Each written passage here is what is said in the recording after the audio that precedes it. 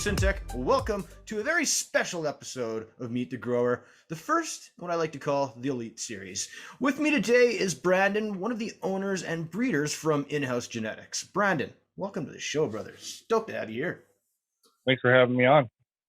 All right, and before we get into chat with Branden, just a quick shout out to Mars Hydro, big sponsor of the channel. Absolutely appreciate what you guys do in hooking me up with product and hooking up the viewers as well. And we are running a contest right now over on my Discord. I'll throw some links below if you want to come and participate in that.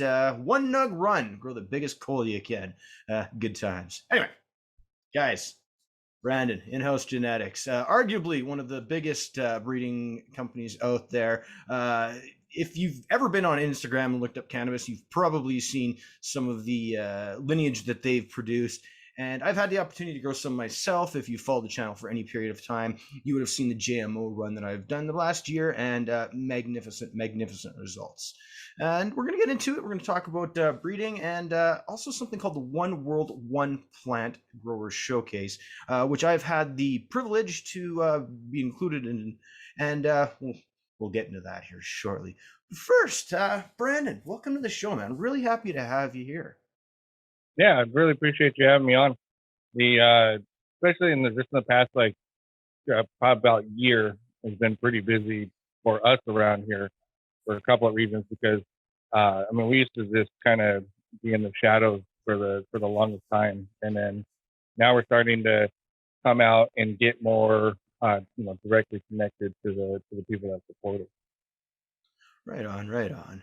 And I think that's evident in what you're doing with the One World, One Plant Showcase. But before we get into talking about that, I got a whole bunch of other questions that I'd like to ask you, primarily around breeding. But, first, let's talk about In-House Genetics. How did you guys get started? And, what do you feel has been really the key to your success? Well, a never-ending learning process. So, been growing for the better part of going on 18 years. Got really good at it, I would say probably the past 12, So through the process you learn different techniques. So I've grown everything from soil to living soil, deep water culture, flood and drain, NFT, tried just about all of them. And you'll do something for a while and then go back, and each method has its perks and its downfalls. But right now we do a lot of living soil. We feel that living soil is gonna be the future. Absolutely. And I'm a living soil grower myself. I've had tremendous results. And I think the thing about it is, not only is it good for the environment, organics and whatnot, but I think the plants that it produces are just, they're amazing. Yeah. It's been an awesome journey, just because the plant teaches you so much. Everything from discipline to scheduling to, I don't know how it works, but when you're on a schedule and say you need a clone on a specific day and you miss it by a day or two, for some reason it puts you a week behind. And it's like every 2 or 3 days it has a tendency to put you weeks behind. I'm yet to fully figure that out, how that works out. But if you set a schedule and you don't stick precisely to it, it just seems like we go backwards as the weeks go on. There's always a challenge, something new, something different to face in the grow space. And, when we get into talking about challenges, perhaps you could tell us a few, that you've encountered just as a breeder in general.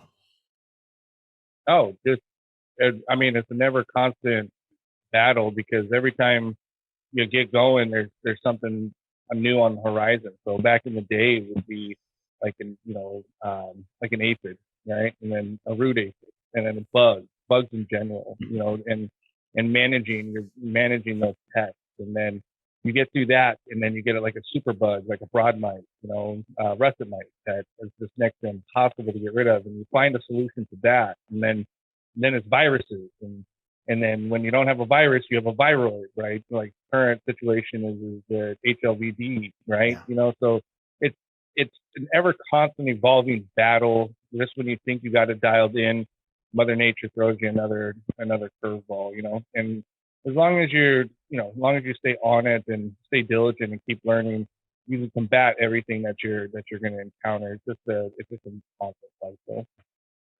Yeah, that makes a lot of sense. I mean, you have to be persistent and always, get in the garden, see what's going on, scope those plants. Yeah, touching on IPM a little bit there, what do you like to practice? Well, cleanliness, Yeah. so you're, like one thing that really, did us really good over the years is the drippers, with, being able to water it exactly perfect and let the dry out happen perfect. So, so now, you can, a lot of times you can feel it and sense it, but with the blue mat drippers, that we use, it takes a lot of the guesswork out. So that way you're just looking after the soil to make sure that that a dripper doesn't get clogged or anything like that. But that's one thing that we've really, for the past, I want to say, 4 years that we've used, that has been a huge impact on the way that we do stuff as far as growing and watering our soil. Yeah, blue mats really take a lot of the effort and watering away. And once you get them dialed in and learn the process, they're just a wonderful tool. I personally use them myself and had nothing but great success. But as we talk about your your overall grow space, your facility, tell me about what precautions you take to ensure, say, cross contamination of pollen, and how you just go about the general day to day. Yeah, so everything's separated. So we have basically like a quarantine. So we get plants from all over. We have testers that'll get them back to us, different ways. But also too, as everybody knows, there's always something in everybody's garden, no matter what. And so we go into a quarantine, which will be anywhere from 2 weeks to a couple of months, depending on what's going on with it. From there, then it goes, once it's good to go and it seems clean, or not, after it's been scoped a number of times, then it'll go to a nursery, right? And all the while, from basically from quarantine to nursery, they get loaded up on beneficials. So beneficials prevent you having to do a bunch of insecticides, or insecticidal sprays and whatnot. So but from there, then you're just, ultimately maintaining plant health, and making sure that you don't have any issues. Another thing that we do a lot is, we'll re-veg a lot of plants. Okay. Anything that might seem sluggish, we'll take it to about week 10, or not week 10, but 10 days, 12 days into flower, and then pull it back out and start the veg cycle again. And they'll get gnarly for 4 to 6 weeks, and they come out of that, and they're a lot stronger, especially like if you have something that's really difficult to clone, then re-vegging seems to help out quite a bit. But that's one thing that we do with the vast majority of our plants is re-veg them. So that way it gives them that much more vigor when they bounce back. But then from there, then we'll have a selection of different cultivars, and then we'll start pairing, start working on a line, and then it'll be called up basically from the nursery to the breeding facility. Breeding facility is basically a situation where is it's been checked, double checked, and then as soon as it gets into the building, it gets loaded up on beneficials again. Obviously, with the living soil, a lot of the beneficials, a lot of the soil is going to handle any pests that are in the dirt. So you're mainly going after stuff that's going to live under the leaves. Yeah, yeah, I hear you. I hear you. And a big But fan it's of a three beneficials. step it's a 3-step process, and that's just because you are doing a hunt yourself, plus you have people that are testing and hunting for you, and also to acquiring plants from all over. So you want to kind of have a splash pad, like a splash pad type of situation where they're quarantined and prevent you. And so a lot of times you carry backpack around with a couple different change of clothes, or you'll have it at the place, so that way you're not, in case you got to go to the next place, you're not going to carry anything with you. Yeah, that's a really good way to look after it. I mean, it's all part of that cleanliness and making sure that you don't bring stuff from place to place. Great, great idea. Now, what about? Yeah. Oh, go ahead. Oh yeah, and lots of bleach. So uh, yeah, lots of bleach, and then a lot of times, like if we're cutting up a plant or cloning, a lot of people will dump like a bleach or an alcohol solution, where we'll just carry a torch with us and use a flame, and and so the flame will kill a lot of the things off. Like one of the scares that we had, that's a couple of weeks ago, or I would say a couple of months ago, was the report by a couple of folks around the country that 90%, 80% of California farms were testing positive for HLVD. I heard that, yeah. And excuse me. And so when we started thinking like, oh, we've gotten cuts from California, but also too, we're not cloning, and cutting up a lot of our plants all the time. We'll manicure some up, but but we were like, we need to figure out how to, how to get a solution on testing. So we were talking to labs and all that, and then we came across a field test kit. And so anything that first it was like anything that looked suspicious, and then we just said, forget it. Let's just test every plant that we got. Yeah. And came up clean. And then the ones that we thought maybe possibly could have been a false positive, we sent to a lab just to double check. So knock on wood, where our plants came out clean. We thought we'd identify two, and I don't want to name them, the two plants, but we thought, but it turned out it was through the field test. When it got tested through a lab, it came back as a false positive. That's got to be reassuring. And for those watching and not aware, Hopslatin viroid is what we're talking about. It's also known as the dudding disease. It's basically the withering of the genetic over time. I've never encountered it myself, knock on wood, but certainly something that I would be concerned about. Yeah, well, so I think what the tough part is, and I will touch base on this because so it's got a lot of information in the hemp world, because that's where they first identified it, on a wide scale. But it's, hemp and cannabis and, cannabis family, right? So it will transfer over. Now, to the extent of that is yet to be determined, because you're waiting for either a university study or an independent study, not necessarily studies that are coming from a nursery or studies coming from firms or people that are eventually going to have a solution for you. And it's tough because the information is sporadic, so you have to kind of piece it together, and kind of anything is like you gotta kind of come to your own conclusions and wait for more information to come in. However, it is real. It is an issue. It can widely spread so easily just because it's tissue to tissue. So as soon as you snip and you expose the tissue, and then you cut into another plant, there's a good chance that you're going to transfer that viroid. So which viroid is a little bit different than a virus. Yeah, a lot different actually. Yeah. Certainly something to be concerned about. And I guess touching on viruses, tobacco or hemp mosaic virus, is this something you've ever encountered, and how serious do you think it is? I haven't encountered it. Thought I've encountered it over the years. So it's one thing that I like with the progress in the past few years is the ability of testing. Yeah. So and more tests coming available. So first there was the testing for the cannabinoids, and it was the THC, CBD, and all that for the recreational market. But now you're starting to get some of the science that's now coming forward. So the technology is there, everything is there. It's just once the stigma wears off, then more labs are now saying, hey, we can test for this, we can test for that. So I think there's been a lot of stuff that people just assumed was pest issue or newt lockout or something like that, when in fact it was the plant was sick and then it died off.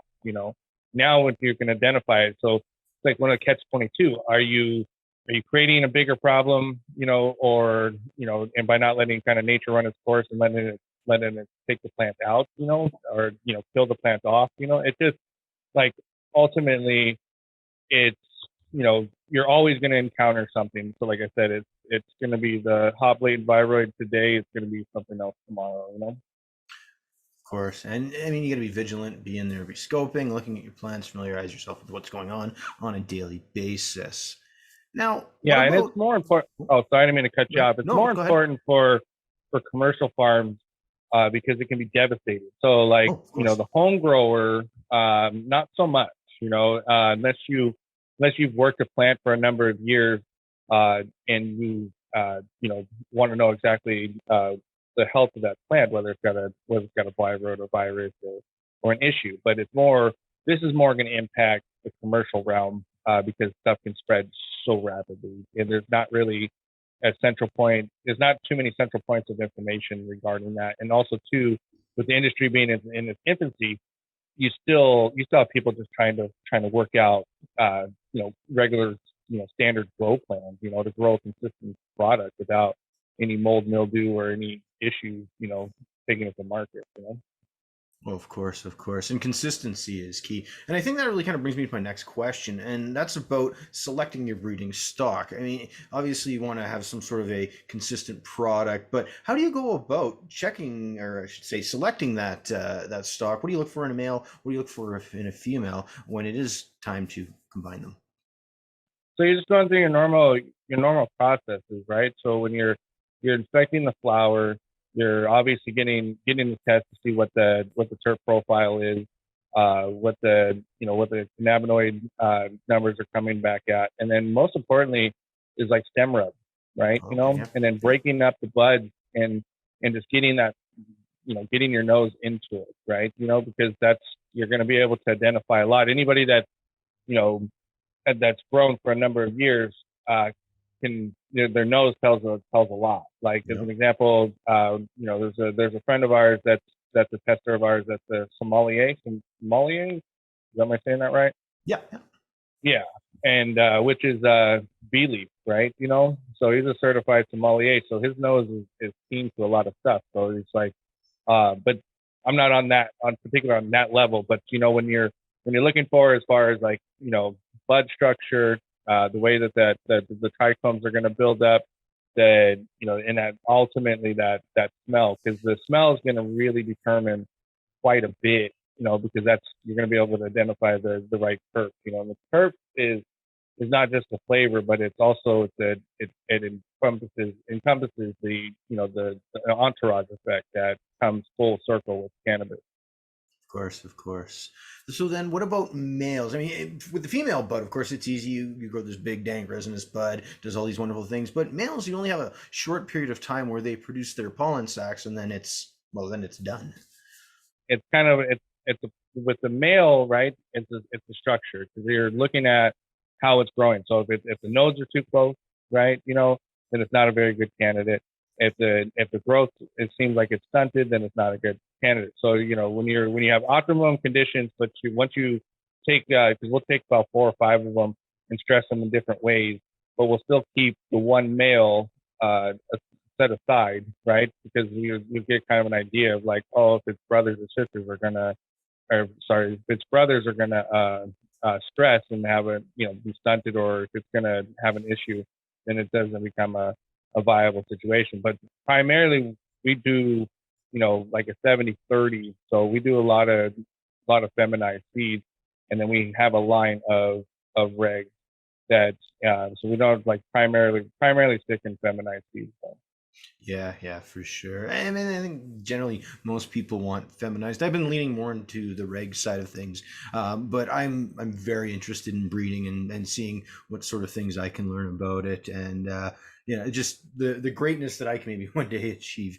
But that brings me to the point I'm kind of waiting for I'm waiting for the regs to come back in popularity. So now what you have is that takes education and takes time. Yeah. And so, because like, as an example, the reason why we lean so heavily in the fems is because that's what we're mostly asked for. But what we're starting to see just in the past year is more people preferring regs. But now, since we are becoming a company on a global scale, you're starting to see the rest of the world prefer regs. So we've started to move back into the reg realm, into regulars, So that's what it is we've always kind of looked at the writing on the wall, what people are asking for and what people are gravitating towards. So in addition to that is we're moving back into regs, but also getting more content and info on stuff that's going to be catering to the next wave, which I think is going to be bubble hash, rosin, and plants that are going to dump. So absolutely. now you're taking all this information and you're starting to come with a consensus and be like, okay, this is our next step. This is kind of the world that we need to be in, and so on and so on. So, if we go back to the original question, is like, now the plant health is critical and key to that in order to have success both in reg and in fems. So normally it's like in a reg pack, you should average about 3 males, right? 7 7 females, and so you get and that's where you're making your selection, because that's what a true seed pack is a hunt, right? And then in the fems, you should usually get 6 or 7 solid ones, and 3 that are okay, but you still want to, fulfill and move through the whole process in the hunt, because even sometimes the ones that are kind of a little lag behind could have been for a number of reasons. And so sometimes those the ones that kind of lag behind ends up being the winners, And so that's where it comes back. So everything all circles back to education. So as more people become educated on the subject and the topic and stop chasing, or when the ones that are kind of going after the clone market, but now they're like, or clones, now they're like, actually, I'm going to start popping seeds and do hunting. And so they get the difference between regs and fems. Then, that's where I think that's going to come full circle. And I think regs will start to gain more and more popularity and attention over the course of the next number of years. That's really interesting, and I hope to see this come to fruition, because I think it just gives people more chance to deepen that knowledge, learn what a male looks like, what female looks like, and potentially start breeding for their own stock. Now, what about stability and variability in crosses in general? What are you doing to test out the different crosses and make sure that they are stable? So it comes down to, back to plant health, right? So Yep. if you have optimum health, and when pollen starts to fly, you have a better chance of success, right? High probability of success. And then from there, once you harvest and you go through your process of curing, then it's sent out to testing, right? So what we've had prior, since the beginning is we had a set of testers, right, that around the country, and in a couple of cases around the world. Now they would report back and say, here's the good, the bad, and the ugly, and then obviously just the good would go out. And so what we're starting to see is the change and the shift. And so we decided to kind of start shifting more towards open hunting. And what I mean by that is we have done a couple of small little size projects to kind of start picking people that either have the ability to hunt or understand how a hunt goes. And that way, when they post their results in essentially real time, as it's going down, we're following it up with education, and we did a project last year, which was the Brain Food Project. And it was some platinum crosses that we have no intention or any intention that we're ever going to go out. So I was like, well, let's create an open hunt, and see what happens, And so some of the crosses had a high herm rate, while others had virtually none on the rate. And some grew great, some didn't, right? So what it was a glimpse in how the hunt and a test is supposed to go, but also it was a little nerve wracking because it did play out in the grow group, right? And so and it really only takes a couple of people to be mad at you for that, and it's like an echo chamber, right? But when the vast majority understand or on your side, it kind of evens and levels it out. So we decided to kind of double down on that and took people from that participated in that project plus other folks, and we're starting to go ahead and shift into kind of an open testing aspect, right? So they can instead of the testers giving us all the information at the very end, it'll be played out on their social media, so then everybody that they interact with, and so that way it just gives a better transparency across the board, and it's not very many people are necessarily doing that, because nobody really likes to see the failures, but at the same time, we would like to see the failures, because we know if something isn't going to work, it doesn't go out. So the amount of, crosses that we've had, there's, equal or if not more that have never gone out, so,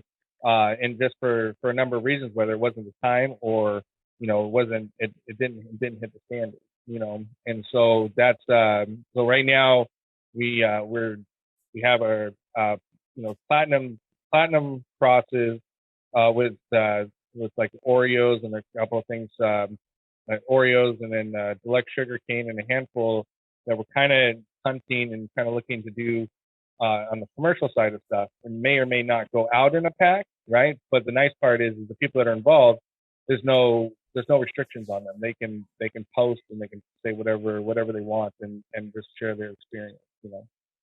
Yeah. And, that actually segues really nicely into my next question, and that was to talk about social media. And of course, those of us in the cannabis game, the social media is a big challenge. Instagram doesn't like our content. YouTube doesn't like our content. Most of those platforms just are happy to not really have us.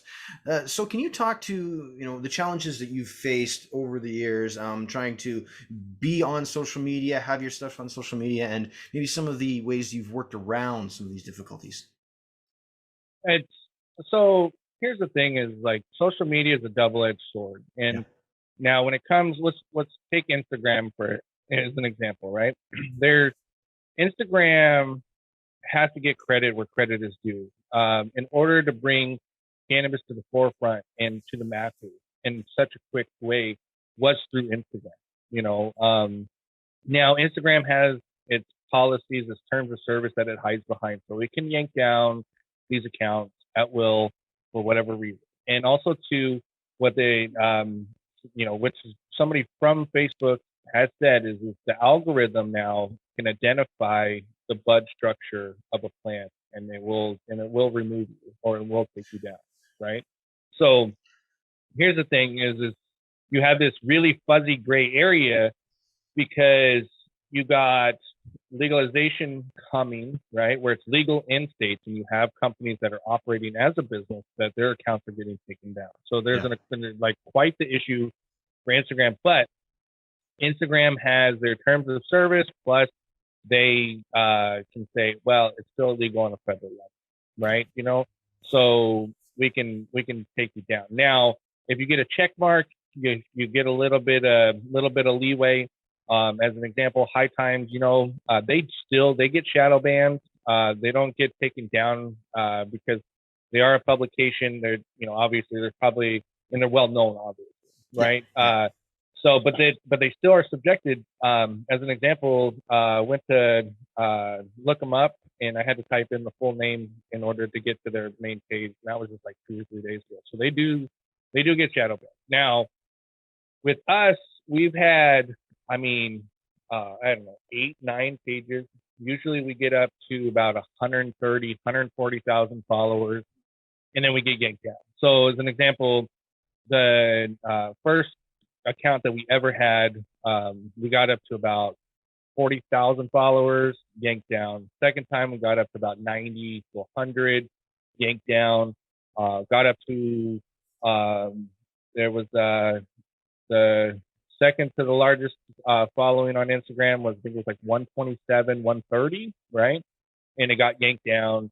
And it usually takes about a year to build it back up. And then recently they just took our official count down about 6 weeks ago, and that hit 141,000, and so now, if none of those accounts would have been taken down, we would be on par. We could have 3, 4, 500,000 followers, on that. Now, they, at the same time, they just say, hey, we have community standards, you violated them for whatever reason, Now, I can get the fact that if you're selling through there, if you're making transactions, if you're setting up deals, all that stuff in the DMs and all that, would be a little bit better case on their end, right? But we don't do any direct sales, we're just showcasing what other people are doing, right? And what their work, their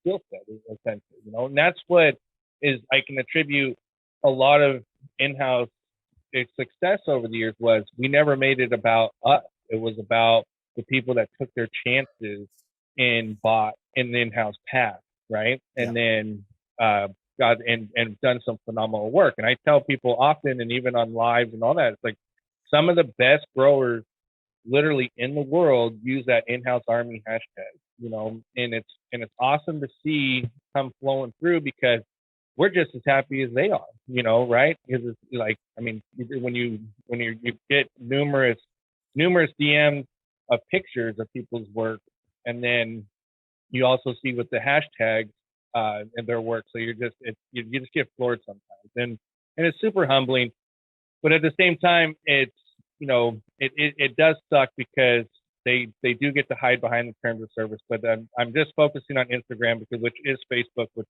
basically monopolizes everything. Yeah. But they're also in a tough spot too, and but they should just let it be because it's all algorithms. So if you don't like something, right, your feed isn't going to show up, right? You know, obviously over 67% of the United States favors cannabis, and they don't really care whether it comes into their feed or not, you know, right? Yeah. And that's probably the vast majority, and it probably translates the same with Canada as well, you know. So trying to maintain and hold accounts on social media has been difficult. However, the power of the people show through because once they respect you and they don't see you, they go looking for you, you know. And so, as an example, earlier in the summer, me and my partner got COVID at the same time, right? Oh, no. You know, and so, you know, we just the pages went dark, you know, and after about 3 days, we started getting DMs, people being like, "What's going on? Everybody okay? What's, you know, like, what's up?" You know, because at that point you're just trying to get well, you know, you're sick, right? And so I was like, you know, I sent a message to my partner. I was like, probably put up a post or something because people are actually truly genuinely worried about him, you know. And so he's like, yeah, I'll throw something up, and I went back to sleep, and then I woke up and to all the messages, and that was crazy because it just goes to show the impact that this plant has, you know, on people, right? You know, in the respect of the people that work with that plant, that people actually took time out and wanted to know if we were all right. That was pretty crazy, pretty surreal feeling, and I really appreciate everybody that reached out.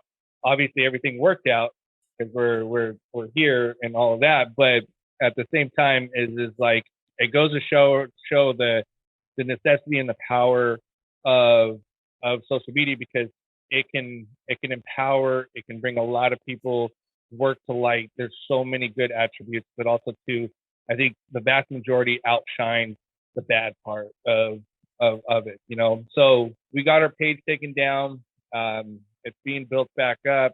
It will get built back up.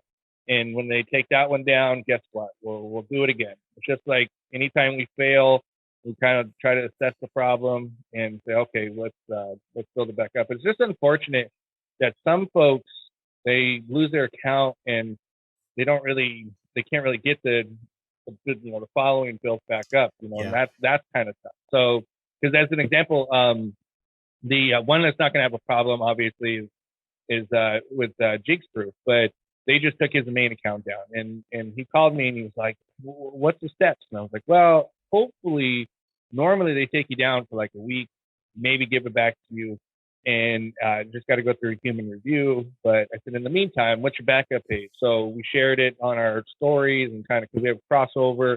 But that's really where the key is like when you see somebody go down, it pays you no mind to share it or let people know because sometimes out of mind, out of sight. Sometimes people forget, and then when it comes time, they go looking, and then also there's a clone account or a fake account. That's one thing I wish Instagram or the social media would handle. Is even if the name is the same, it's fine. It's when they use the same picture, they're clearly trying to copy you, right? And so and mimic you. So we have identified, I think, 12 accounts just in the past like 3 weeks that have our logos also and so you're like person is clearly mimicking and scamming people, and and there's no way to get them down, you know. Yeah, and you guys have even had to go a step further with just your bags. And is it a holograph or a barcode that you're putting on there now? So can verify. So yeah, actually, I'm really glad you brought that up, because so what ended up happening was you had somebody that were putting out fake packs, right? Yeah. And lucky for us that they didn't proofread the disclaimer, right? So they had a typo in the disclaimer. Okay. And it took us. So what it was like now older packs and type of stuff. People would hit us up all the time. Can you verify this? And it's like, well, where did you get it? Got it from an auction. Got it from my friend. Whatever. You know, we can't verify that. You know, because we work directly with our vendors. So if we ever have a problem and with a vendor that's on our list, we have their phone number. We can call them, right? You know, and or we like, you know, or we can send them a message and be like, hey, can we get this solved, or what is it, right? Now, auctions and outside of that, we have no connection to, right? You know, so, and it is Mylar, and anybody can copy these, right? So what we ended up is we saw like, I was like, something's off, right? And I was seeing these packs, and my partner's got a bit better keen eye, but we just kind of like, something's off. And then once we saw the back of it, it was like instant, like, oh shit, those are fake, right? And yeah. So immediately we contacted our vendors, right? You know, hey, this is what's going on. We need to get to the bottom of this.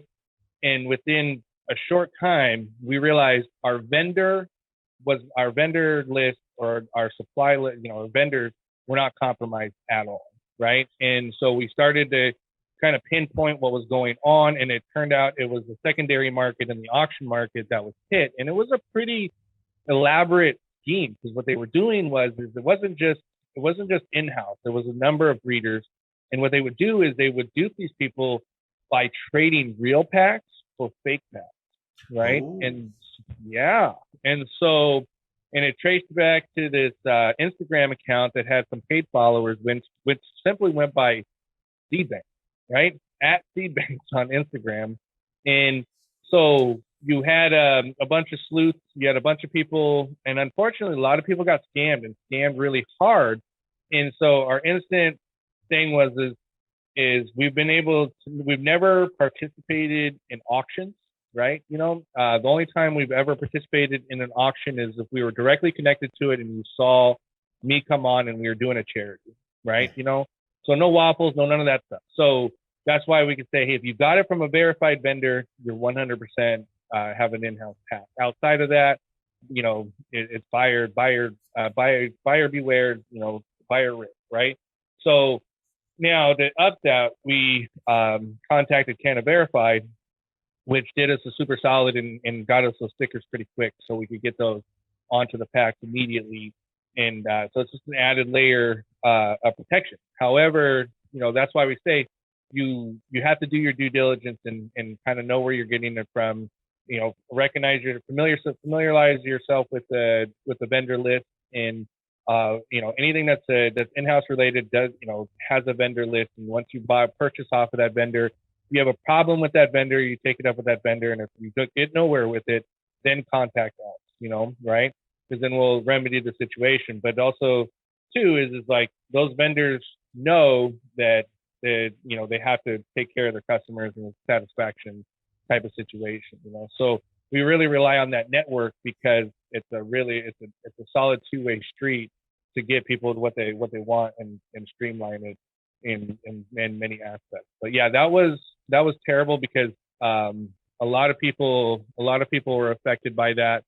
And unfortunate is like we weren't the only ones that were hit by that, but we took like anything, we took immediate action on it, let everybody know, in which also killed I wouldn't say killed, but deterred a lot of the auctions and a lot of the reseller sites, right? You know, and the thing is we didn't really care one way or the other on the reseller aspect of it, because a lot of times people will sit on packs and then resell them at a crazy amount, you know, and then the people get mad at us because what should have been a $250 pack, they paid $700, $800, you know, for it, you know, and it's like they thought we have something to do with it when we don't, you know.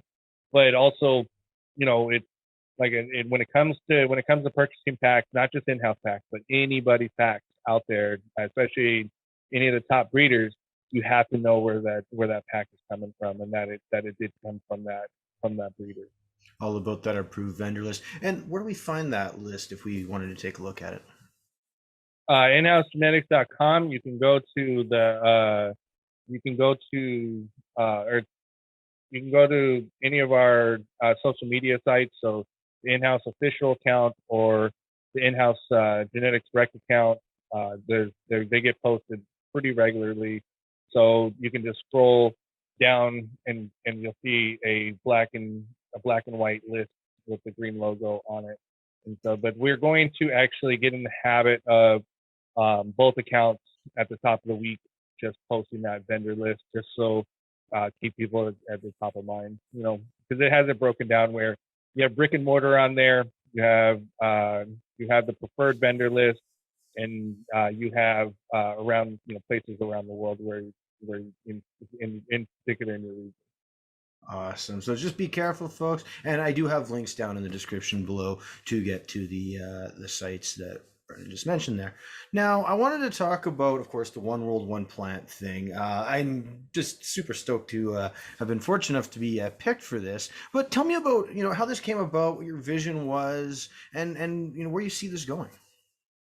Well, it goes back what we mentioned earlier was the brain food project, right? So the brain food project, the long and short of it was, I had a good friend by the name of Gonzo, and he called me one night and was like, "Oh, hey man, I'm gonna talk to you tomorrow, whatever." And I was like, "Okay, cool."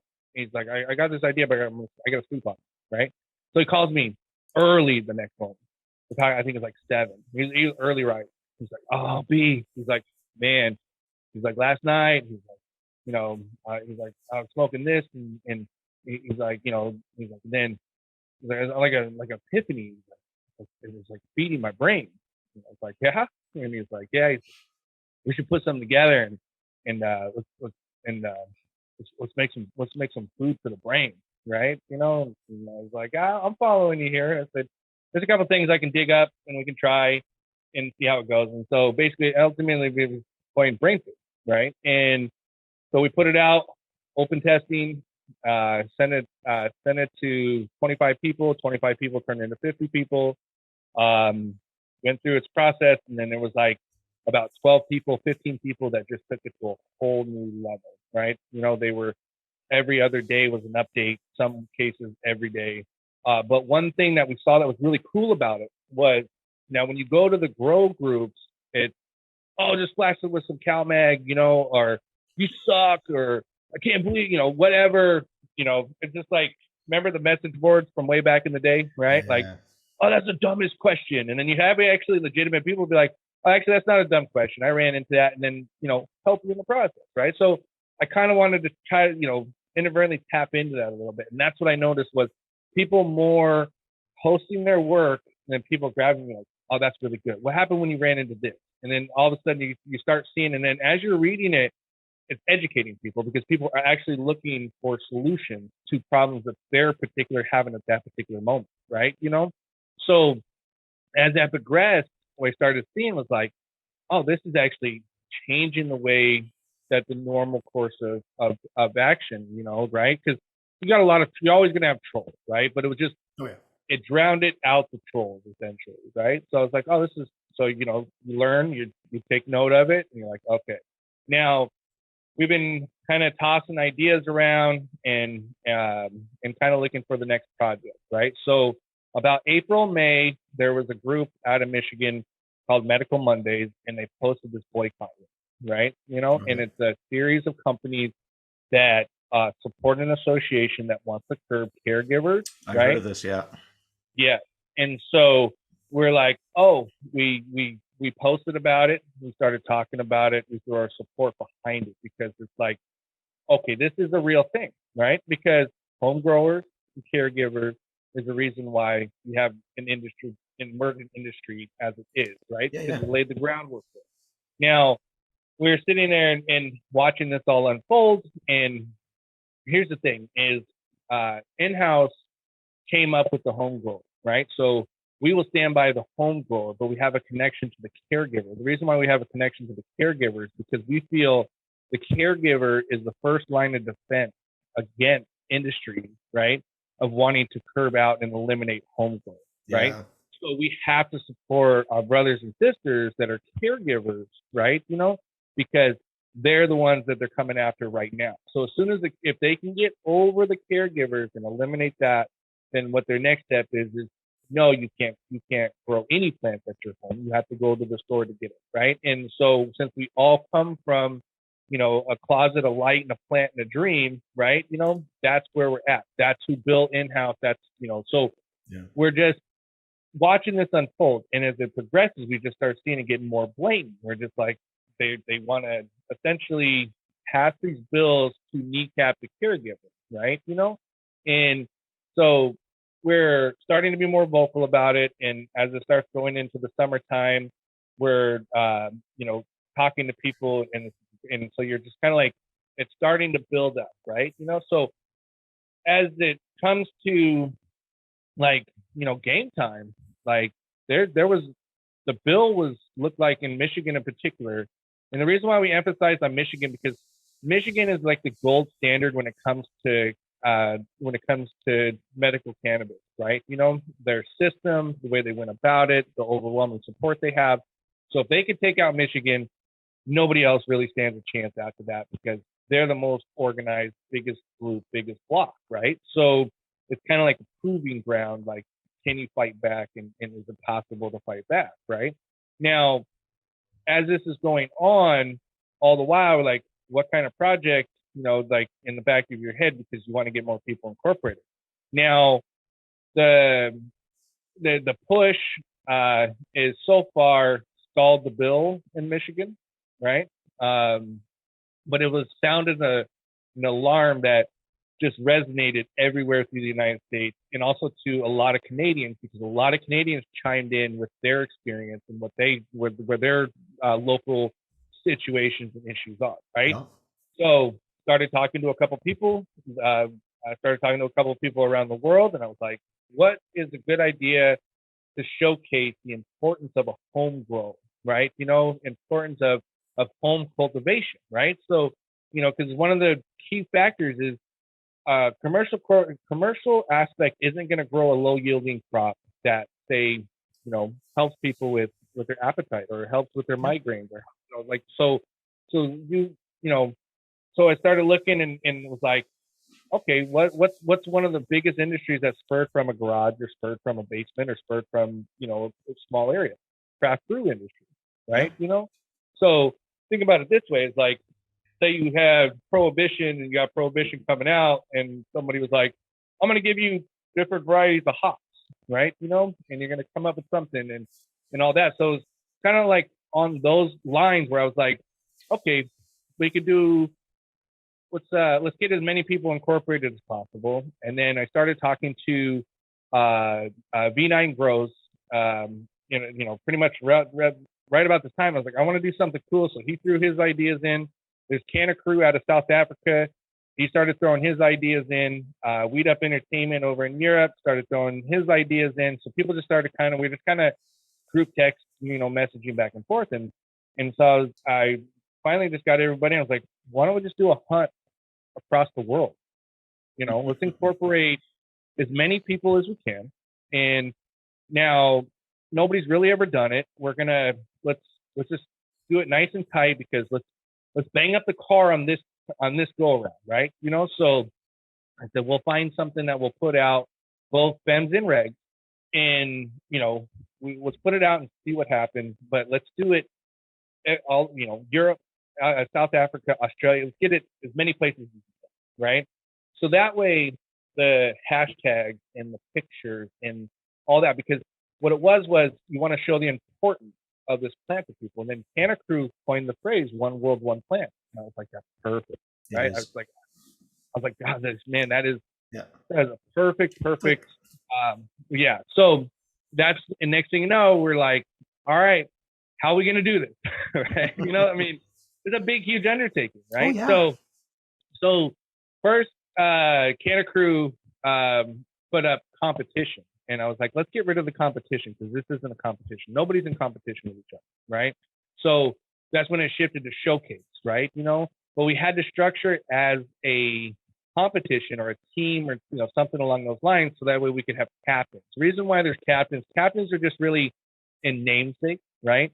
Because a lot of the captains have social media, YouTube pages, they have stuff that in content, right? And so what it does is it brings them additional exposure, right? And but also I could say there's 12 people part of the Canna Crew team, and I can identify them easily because they're grouped up. So instead of having 300 people on a list, right, now I can group them up into individual captains, right? So it will be better for the memory because you'll be like, oh, I can pinpoint where that comes from. Now, so we were like, well, how do we do it, right? So which was another big, huge step. And I was like, okay, how many people are we willing to disappoint? And what I mean by disappoint is signups. We're not going to be able to get everybody, right? So there's going to be some people that are going to be left out.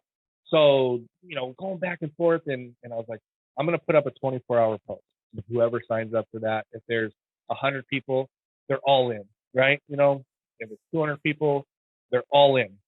24 hours, within the first 24 hours, 487 emails, right? Wow. Yeah. And Struck a nerve. I was like, I got to take this down, right? Yeah.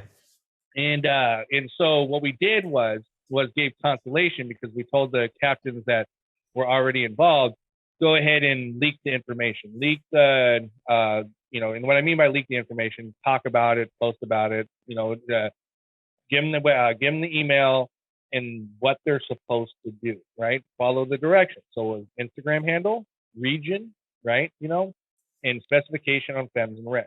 But one of the cool things that we added in at the last minute was tell us a little bit about yourself, right? And so I posted it Thursday going into a Friday and sat there Saturday with my girlfriend reading those messages. And I will tell you, those messages give you the chills. And what I mean by that is the raw emotions from folks on why they do what they do, right? Oh, yeah. Just basically reinforce the idea like, this is exactly what we need to be doing. This is awesome, okay? And it's just basically simple like, hey, I just started growing because I got anxiety. And now, simple as that to other ones that I don't really want to go into, but you just, what I mean is those stories were powerful. And then also too, what it did was it allowed us, because we read every single email that came through, right? And what it did is allowed us to group people up by region, situation, and all that. So like as an example, people that stated that they were vets, right? Veterans. I pulled theirs to the side just before I went live, right? After talking to a friend that does work with veterans. As an example, he was just the night before told me a story about him driving 5 hours and he had a guy on the telephone because suffering from PTSD and he was gonna commit suicide. So he was all the way there, right? And to be with them and walking through the steps, and I was like, you know what? This plant helps a lot of veterans, so they're in. So it's like kind of like you make that decision, like they're in, because even if you had bring one person somewhat happiness, it's a win. You know what I mean? So little stuff like that was just like being able to be like, okay, these people are in, and all that. And then we just had this huge outpouring, obviously from North America, right? So we had to do a drawing essentially by tickets for North American folks, right? And so that's we did a live, and that was a lot of fun. So now this is far from perfect, right? That's why we didn't take on any sponsors, didn't want to get it all convoluted and things like that, because we wanted to see what worked and what didn't work, right? And also too, out of the, I think I want to say 700-800 emails that actually ended up coming through, right? Not everybody follows the direction, right? And so it was like there's nothing you can really do. You gotta eliminate it, right? Because one, you don't know where their Instagram handle is, and two, you don't know where the region, so you can't group them. Now, right. The one thing that I did notice that gives me more faith in humanity was that even the people that didn't get picked, right? They were like, "Thanks for the opportunity," right? Thanks for the chance. Thanks for that little bit of a journey. However, we're going to do this next year. We're going to do it on a much larger scale, right? So that's we just wanted to work out the kinks and what we want to do here. But next year we plan on double, triple, quadrupling it and giving it, more of an open calling, right? And get as many people as possible. So, but one thing it comes to is the one world, one plant primarily came from us wanting to put a focus on the importance of home growers across the board, because home growers is where innovation comes from, growth and progress in any industry. Pick an industry, as somebody working at home has bettered that, whether it's in technology, whether it's in the craft beer industry or wherever. So we want to be able to, adapt that and put that and lay that same groundwork in the cannabis industry. And right now you have a monopolization that's beginning and that's taking place. You guys are a little bit more advanced in Canada on that monopolization, right? But one people have to fully understand is once a right is taken away, it's next to impossible to get it back, right? So why let it slip when we can fight? But the best way to fight is education, but also showcasing stuff that you can reference on how something is important, right? And so that's where we're coming full circle on that. Is it's like, home growers are not just as important to us, but also the fact of being able to home grow brings a lot of good things to people, So so that's where that came from, and that's why we're underway with the One World, One Plant. It's been quite the journey so far, and doesn't really fully start until January 1st. But it was something that we put together in considered short order, and we're going to probably trip and fall a little bit more. But the excitement of people is the one that is what keeps that energy up and keeps that energy high. Yeah, and just talking about watching the drawing, seeing my name picked, I was ecstatic. I'm a huge fan of you guys to begin with, and the stuff that you put out. So just to be able to participate in this part of the community it's an honor. And I just have fun. Oh, just a blast. The thing is like that day was a really fun day because totally. All the leading up to it, right? Like almost like I wanted to be on the other side of the screen with my ticket, right? Like say my ticket, right? Like I wanted it was just a really cool thing to do, and that's where we're here at In-House is like we're humbled by the fact of the amount of respect and the gratitude people show us, right? So that's why it's like being able to do this stuff doesn't go lost on us, because we love to do it. And also too, we want to do it in a way where we can hit the masses, but if you miss the cutoff, you're still happy that it still happened. You know what I mean? Right? Yeah. And so that way we can learn from that. Like as an example, we maybe, we'll go, okay, we're going to set aside 1,500 people next year, right? And we'll put it up for 34 hours or 36 hours, right? Just to get that number in. But that was like, I can feel your excitement, but I was just excited as anybody coming on that morning in here in Seattle and being able to raffle those tickets off and have fun and watch those comments cycle through, being like, oh, I'm one number before, I'm one number after, right? Yeah. And then taking that information and taking that information and then reposting it, and then letting. Also, too, reason why we needed your Instagram handle and did it primarily through Instagram handle was so we could alert you directly, right? Off of your phone, because we could be like, One World, One Plant just tagged me and they just gave me this number. Like, what does this mean, right? So once you realize, oh, I'm in a drawing, all they did was send an email. So all that stuff encompasses, because it gives people something like short and sweet, but to look forward to. And that was really cool to do, and I'm really looking forward. One thing that we got lucky on was the One World, One Plant hashtag had one post only, and so we were like, sweet, right? This is like destiny, right? Like no doubt, universe is shining down on us, But yeah, make no mistake, I was just as excited as the folks that were getting picked that day, and I was kind of jealous that like I didn't get picked. Like it's almost like, like I'm not joking. I wanted to be on the other side of that, just be like, what's the way? Come on, Well, come on. let me tell you, like as somebody who sits on basically the same side as you, for the last couple of years, and I do lots of draws and lots of giveaways and lights and whatnot. To be picked was an absolute wonderful thing, just to get to feel what some of those people that I'm giving stuff to feel. And the community itself, like I've never encountered or worked with a community like the cannabis community, because everybody just wants to lift each other up. We want to propel each other further, help each other, carry us along. It's just a great place to be. Well, also too, we didn't show favoritism. Like people that I know that I deal with on a regular basis, right? Yeah. Had to throw their hat in the drawing, right? So here's the thing: is like Third Eye Mel, right, out of Michigan, right? Mm-hmm. He's a good friend of mine, and he didn't call me, right? And didn't DM me being like, oh, let me get in on it, right? He submitted right through the email, right, just like everybody else, and his number got pulled, right? And so, but there was a handful of other people that were like, oh, let me get in on this. And it's like, did you send an email? Right? Because there's like, we had limited spots. If I wanted to make it like a group friend or something like that, or just everybody that I'm, correspond with on a regular basis, I would have been like, give me your address. I'm just going to send them to you. But we wanted it to be in a true form where it was true, like just a pool of people and it getting mixed, right? But we did make concessions for a handful of situations, like some of the folks that were in the far reaches of say like Guam, Myanmar, all that.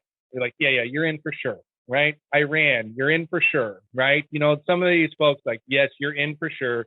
And then, but other than that, there was like, and then obviously the veterans, and then we had Australia, which we allotted 25 drawings for, right? And they came in at 24, right? So, but Australia was a little bit of a disadvantage because of time difference, right? And the algorithm, right? So it's like the perfect amount, but obviously the biggest following is going to be North America. But off of that drawing, surprisingly enough, the equal amount of Canadians and Americans got picked off of that drawing, which was pretty cool. I don't have the full number of the two, but there was they weren't too far apart from each other, but they still evened out when after that drawing was done, so that's I don't know. I was gonna say I'm still excited for it, and get to look forward to it for all of next year, because we'll start in the summertime of next year in planning, and we will take everybody that's involved and make them a part of next year if they choose to. Say with the captains. If the captains want to sign up again, they're pretty much a shoe-in, right? One of the cool things actually was the people that reached out to us that are videographers, right? And they're like, can we offer our services? And I'm like, sure. How much? What's it going to take? Right? Let me know. And they were like, well, no, work something out. And I was like, no, just tell me what. It's like, nothing ain't free, right?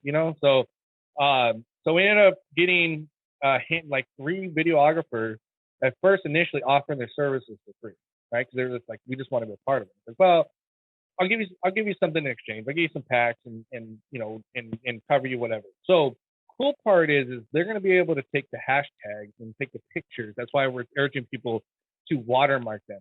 So that way people will see a video pop up on YouTube, on your page, on B9's page, on Weed Up's page, on Canna's page, on their YouTube channels of the cycle of plants flowing through, right? Yeah. And that's why I'm telling people watermark it, because not really going to take time to tag everybody in a video, right? So it's just going to be the pictures pulled off that are from the project, and then which will eventually turn into like not necessarily a montage, but just a series of pictures of people's progress throughout the month and throughout the world. Certainly. And I will be continuing to cover this each week on my channel. So if you guys are looking for updates, just follow along for that regular weekly update that I do. Now, I wanted to get more into talking a few more questions, just specifically about breeding. And I think, one of the big ones that a lot of people struggle with can be the high dollar value of some seeds. And some of these packs are going for several $100s, and you touched on it a little bit before. But, can you talk about what makes a pack of seeds worth several $100s? Well, there's a combination of things Yeah. on the value of it. Okay, so like now, in-house packs are priced pretty much right in the middle, right? Around for the black pack is about 200, 250 range, right? The gold pack about 350. Now, here's the thing: when you get into like boutique breeders, like in-house, right? Now, we pride ourselves on our work, but also too, we pride ourselves on not having, saturated everywhere. One of the most, I think, in-house strains that's out there right now is slurricane, but it's still scarce, right? And so we have limited on the amount of packs that go out when they do go out. And there's a reason why I feel that it's important is because you don't want to get a saturated situation where everybody has something, right? Now, and so as an example, you could sell all the top breeders could sell all their packs at $50, but what you end up having is you, your brother, your cousin, and everybody are all growing the exact same thing, and then it's never, ever, ever, ever the grower's fault. It's always the breeder's fault, And I just say that just to be joking, but in reality, is like when you it's just like anything that you're going to purchase that has a high price tag. You're going to take a moment and you're going to research it and you're going to go, is this worth it? Right? And the vast majority of the people that do that, that buy and execute that order on an in-house pack have done their due diligence and it works out for them in the long run, because when they get done with their hunt, good chance wherever they're at, they're one of the few only people that have that particular cultivar, right? So now if they want to, clone it out and sell it, right? I mean, we've seen in-house clones sell as high as $5,000 a cut, Wow. and you're just like, wow, right? Like, okay, but typically, still, it's not uncommon for somebody to pay $100, or $25 or anything like that. Now, here's the thing: is like it goes back to a guy that I met in Clio, Michigan, right? And he sat in line for 4 hours because those high times lines are brutal, right? And just to come in and see in-house, right? And so he's telling me a story, and he's like, hey, we used to grow this, and this, and he's like, and then I found that in-house here, and he's like, hunted this, and this, and he's like, it put me on the map, and he's like, I just want to say thank you. He's and I said, well, but that's a two-way street. I mean, yes, you popped an in-house pack, but you had to do the hunt, you had to make sure that flower looked as well as it did, so that way it did put you on the map.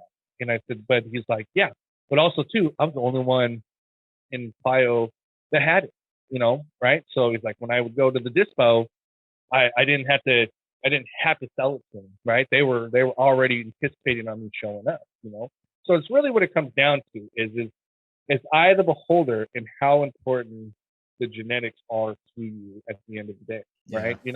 And so now if if it's something that is going to be saturated, right, then it takes the value down of it, obviously, right? But if it's going to be something that not very many people are going to have and all that, then it's good to go. But also too, if you're not familiar with hunting and all that, then yes, you need to find those packs that are $25, $50, grind your gears on that and perfect it, and then go to the top breeders where you are going to get the 200, 500, in some cases, $1,000 pack. So, but it just comes down to the eye of the beholder on that. But also, there's a lot of work that goes into those beans before they even get to you, So Exactly, it's just a combination of stuff. So you're gonna, it's the reputation that's gonna show on and reflect that value, Yeah. And so it's just one of those things. Yeah. Yeah, I've seen that. Like, I touched on it. I got some of your JMO grew that out, and it was, I hunted. I ended up with the one cut. It was just absolutely phenomenal. Nicknamed her Large Marge. Been proliferating around to all my buddies and whatnot, and just for free because I want them to all have genetics as like a backup. But I mean, that's the thing is my system was on point. I had my grow space completely dialed in. Everything was set up perfect. My living soil beds have been running for a while. I was ready to take and put something, a top genetic in there and have it perform at the top level. And I think that would be something that I would say to most new growers is don't look at these big strains. I mean, you just said yourself, get a cheaper pack, play with those, learn the craft before investing in some of these high-end genetics, because once you've got that space dialed in, it's really going to perform. It's going to allow those genetics to do what they were meant to do. But then I guess that really makes me want to ask the question, when we're talking about breeding specifically, and somebody who's looking to get into the game, like myself, what advice would you offer to a new breeder? Oh, just trial and error. Prepare for failure, right? More often than success. But also too, when you hit that success, enjoy it, right? And then build off of it. So as an example, anybody that's going to start is homework, education, right? Now you can be a master grower, but when you start shifting over into breeding, right? There's a whole new world that you're gonna have to be accustomed to and learn. Not just actually with the plant, but also too, there's a politics aspect to this side of stuff, right? So it's really like, in my advice to anybody in the breeding world is start mapping out and planning on what your goal is and what your end result is going to be for the next year.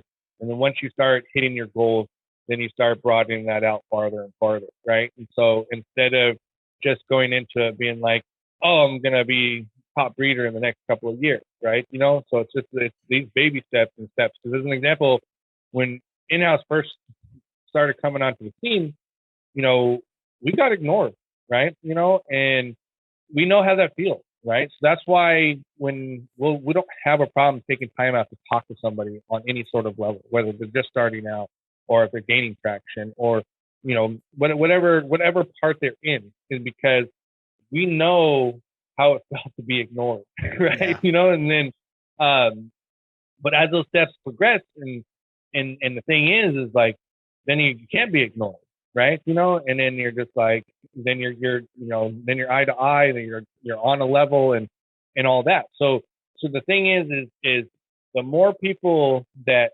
dedicate to the craft, right, and to this plant, the better everybody's going to be, right?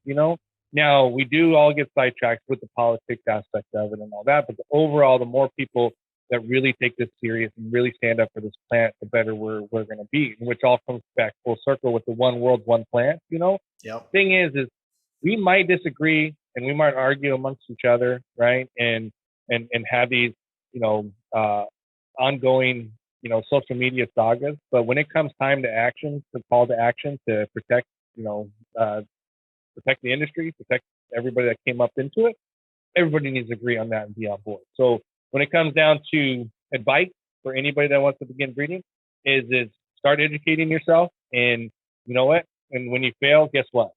Keep going, right? And like my good friend Tiki there says, not keep going, keep growing, right? So keep growing, no matter what. Always. Keep growing. Yeah. Always. So your place is going with growing, and that's the thing too is look at what everybody's doing, right? And take a little bit here, a little bit there, all that, and then whiteboard it out, see what's working, and that way you can start farming up what you think might work for you. That's spectacular advice. Plans. Branden. Yeah, but it's fun.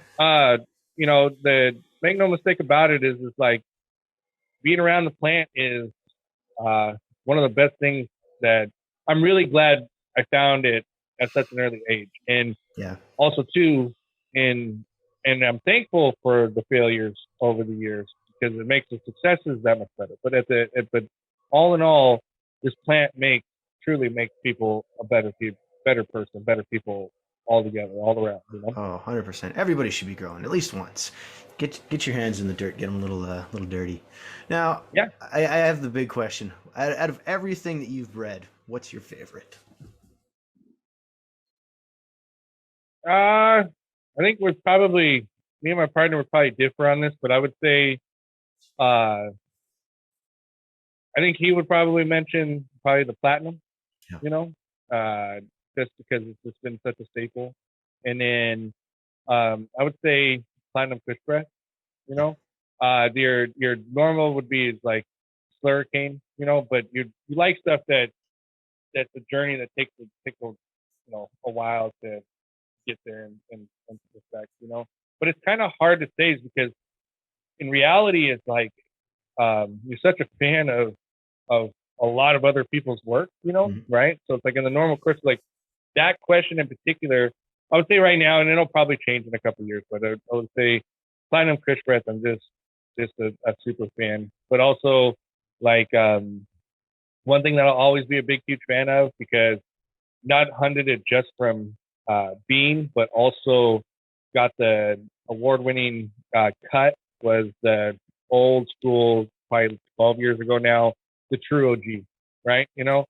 It's just that plant will live on in infamy. It has a story. It is special to me, all that. So it's just kind of like you'll never see it again, right? I don't think that Elemental Seeds is ever going to produce it. And, I'm not sure exactly what's going on over there. I just don't think they're ever going to see it. So it's like there's little things out there that you're not going to see anymore. Also, too, one that got away that I wish came back was, let's say, around 1999, 2000, in that range, the Romulan cut that was going around here, in particular in the Pacific Northwest, Right. But yeah, there's just like some stuff when you just kind of reflect, that you'd love to have back that it's still out there, but I don't think it's the same exact one, right? And all of that. And there was this other one that we had, which was it was a cut. I got it as a cut, but it's a Fire OG. But it made some of the best like BHO that even to this day that I can't really find anymore. So it's a combination of in-house, other people's work, and other stuff that you're just like, man, I'm never gonna see that again. Or if this goes away, like if those plants die, I'm just never coming back. Right on, man. Right on. Yeah, I think everybody who's been in the game has probably lost one of those keeper cuts that they wish they'd had, but that's the nature of the beast. And Brandon, it's yeah, been some that just stand out though, right? well, Yeah, yeah, there's some that just like they're pivotal points in your journey, right? And you just kind of like I guess in a sense is like going after early years, going after the growing of OGs just because they were so difficult to do, and you're like, this is a challenge that I want, right? Anybody can grow Bubba and just get these big old fat books, right? But these low yielding OGs, I'm going to get that weight up. And then you realize like the structure was so dense. That's why it was small, right? So you could have an ounce of, some good fire, like some Bubba and fill up your hand, but it's like even any OG strain, you could like almost, like half the size, right? But if you start to go breaking up that nug, you're like, oh man, there's a lot here. little rock hard nugs, You yeah. know what I mean? Oh yeah, And oh yeah. and it's just that, and they're more finicky and they're harder to, so it's like once always taking the road that that's least taken has always been what we've done, and being like, oh well, what happens if we do this, or what would happen if we do that, so like I said, you strike sometimes right on the head and sometimes you hit yourself. Absolutely fantastic analogy. Yeah, I keep cutting you off, and I'm sorry. Oh, It's just I get so excited sometimes, and you're just like, oh Yeah, Oh, dude. Yeah, no. Hey, you know what? And it's been a fantastic chat today. Branden, I'm a big fan of what you guys do. I think, especially with the One World, One Planet, it's such a benefit to the community because nobody else is doing anything like that. So again, thrilled to be a part of it. And guys, all his contact stuff is down below. If you're not familiar, if you've not seen, go check them out. Check out the stuff that In-House is doing. And again, thanks for stopping by today because I know you must be super busy with all the stuff you got on the go. But before I let you run, I have one more question. This is the big one that I ask everybody. What do you think the next big thing in cannabis is going to be? which part? Well, I guess Like yeah, in cannabis general, in right? general, Yeah, like yeah. industry wise. I mean, are we going And somewhere that's a with like loaded special question. rosins or different types of growing? What do you see being the next hype thing? Not necessarily next hype thing. I think the next thing is going to be the reemergence of hash rosin. Mhm. They just the solventless aspect of it. That's where I think that the future is going to be. You're starting to see people now get rosin in the carts. Yep. And so I think that is the foreseeable future now. In markets where it's just emerging or becoming medical or becoming legal, flower is king then, right? But also Of too, course. longevity, everybody knows, concentrates, work out. Now, the that did take a little bit of a hit last year, or about a year and a half ago, with the hot dog water carts floating around, But needless to say, that's one thing I can say. One thing about recreational and the legalization in the states, especially, was everywhere that it was legal was tested, right? So no Exactly. company was actually affected by that, and they were able to immediately pinpoint it to off-market, underground hot dog water carts coming out of California and wherever else, right? So now, but like I said, the education, but also I think rosin is going to be for the foreseeable future will be king in the established market, and then I think BHO will kind of go by a little bit on the wayside, but also people love convenience, so if they can come into a pen and it's convenience and it's something that they can put in a purse or put in their pocket or whatever, you're gonna find more people using that as a delivery system in the future. Absolutely, and I'm a full rosin guy myself. I've been for a little while now. Shout out to Low Temp. They looked after me there not too long ago. And Branden, again, just wonderful chatting with you today. Super great answers. Definitely giving us some good insight and what it takes to get kicking stuff beside me and breeding at your level. It's just thank you so much. Definitely Yeah. appreciate what you're doing. Well, I gotta really say though, like it's people like yourself. It's people literally around the world that give the support, right? So without those folks, right? None of this is possible, right? Yeah. We can't sit at this level. Like we will still, regardless, would still be honing our craft and doing what we're doing. We just got fortunate to get into a couple of situations that a lot of people like, right? So with that said, is the folks that support in-house just is important and pat themselves on the back for in-house. That's why we want to strive and continue doing the things that we're doing, is because like if we could, we would throw, 100,000 person party. You know what I mean? Right? Like invite everybody off of social media and be like, we're gonna have one big huge meetup. Everybody go there. But ultimately what I'm getting at is like it's like we truly have a profound respect for the home grower and always will, and will stand by them, no matter what. And we will fight next to them, and for the ones that can't fight, we'll fight for them. So it's just kind of when it comes down to it, is like this is a a situation that is unique all around, and one of the few times in our life that we can actually make a huge impact and a difference on a global scale and make this world a better world, not just with the current situation with the recreational and all that, but we really should push into the technology aspect and the changes that hemp can do for the world, and to make a better world. So one thing Doesn't matter what your background is, doesn't matter what country you're from, anything like that. The vast majority of the world, let alone the country, agree that cannabis makes people, happy on many aspects. So it doesn't matter what your background is, right? We can all agree this plant brings a lot of people together, and we'll see if we can expand off of that. Now, is it going to bring world peace? Probably not, but it's going to bring a lot of people peace. Absolutely. Great mission to be on, and I'm certainly trying to do that myself. And guys, you heard it here. Branden in-house genetics, changing the world one grower at a time. Sir, thank you so much for being on the show today. Yeah, definitely appreciate it. And guys, go check them out. Really appreciate it. Also, too, everybody, even you Canadians, stay vigilant, and also to push back. And what I mean by push back is when they want to take a right from you, be vocal, right? Call your local politicians. It doesn't hurt to share a message, anything like that, because you don't want to end up, losing your rights, especially when it comes to home cultivation, let alone being monopolized by having just a handful of companies supply everything for you, and then it's like, you're going to get what they say, And yeah, I can't stress that enough. I mean, we could probably almost do like a whole channel and a whole show about that, but I can't stress that enough. It's just like when people, just because it doesn't affect you yet, doesn't mean that it won't affect you down the line. Yeah, no, that's great advice, guys. And stay vigilant, fight for those rights, and don't lose them. I'm Matt.